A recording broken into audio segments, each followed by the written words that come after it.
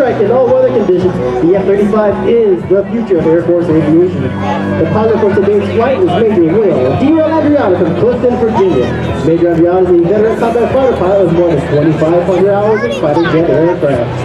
Launching Major Andrew is our expert maintenance team.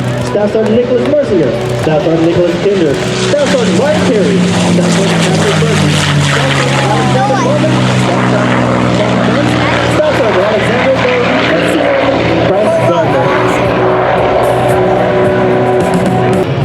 I present to you the newest and most technologically advanced fifth-generation fighter aircraft in the world, the United States Air Force's F-35A Lightning II. F-16, that's the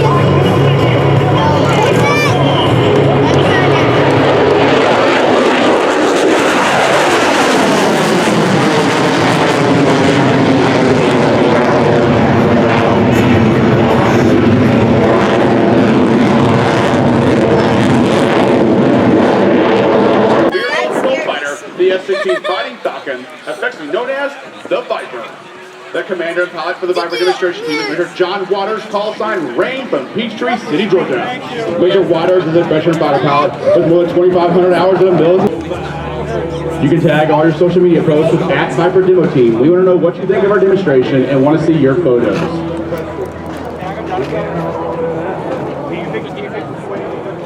Oh, it's a tight race.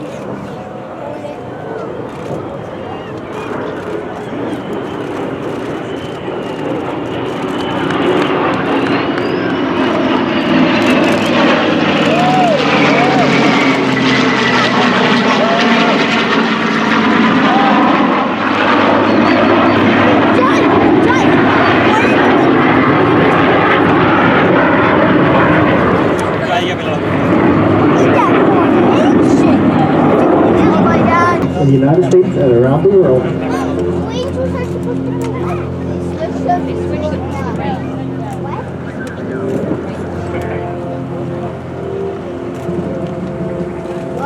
Here they come again, coming on another pass. A lot faster this time.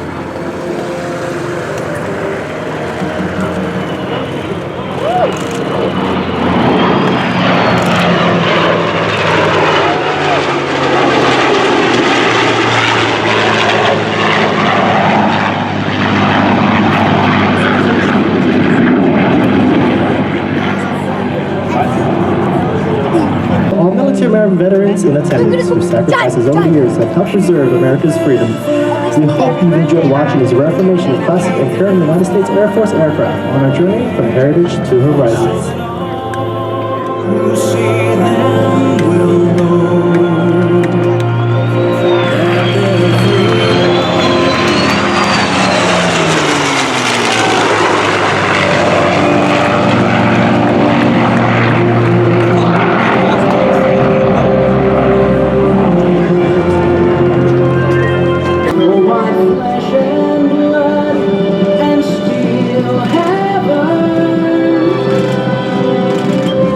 May the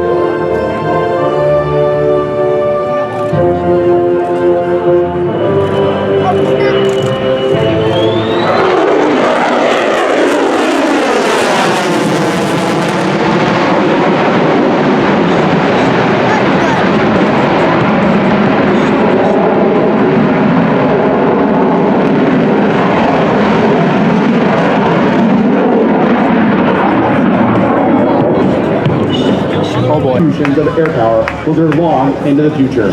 In the past year alone, your United States Air Force has flown over 16,500 combat missions for joint operations overseas. As a proud member of an all-volunteer Air Force, we hope our performance has inspired you to serve your country alongside the professional men and women you see here in action today, either flying in the cockpit of an F-16 or an F-35 or the ground guaranteeing his readiness to fight. If interested in find any member of the Air Force demonstration team or your local Air Force recruiter, any of these warriors will answer any questions you have and help you set a course from your attendance.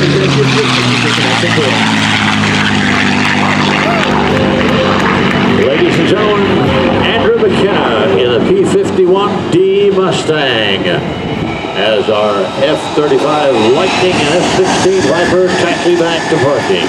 Andrew McKenna in his P-51, part of the United States Air Force Heritage Flight, flying that beautiful aircraft. No markings on it, just like it came out of the factory for World War II. A lot of people do not know as he comes in over your left shoulder now that the airplane was not a United States Air Force airplane. It was ordered by Great Britain right after the start of World War II. Listen to the sound of a Rolls-Royce Merlin engine.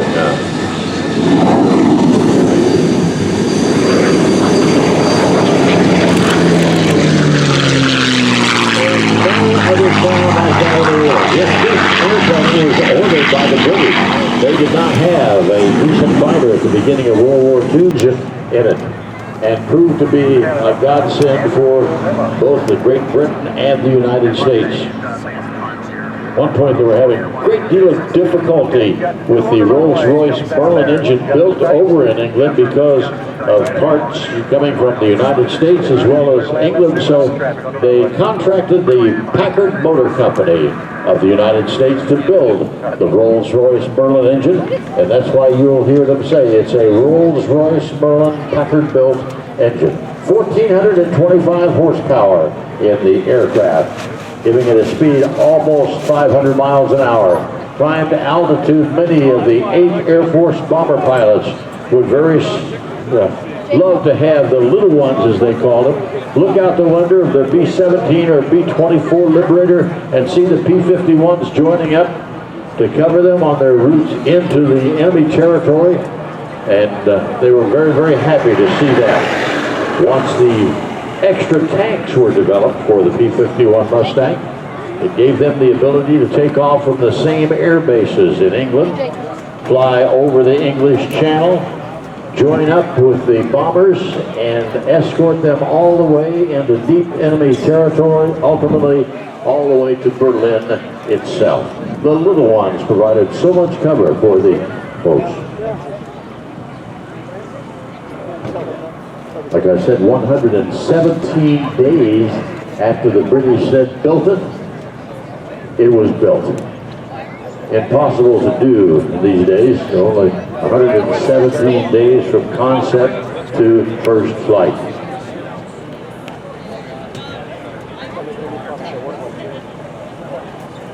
Several TF models were made, providing dual cockpit controls, one behind the pilot, so they could do training. As a matter of fact, there is a organization down in Kissimmee, Florida,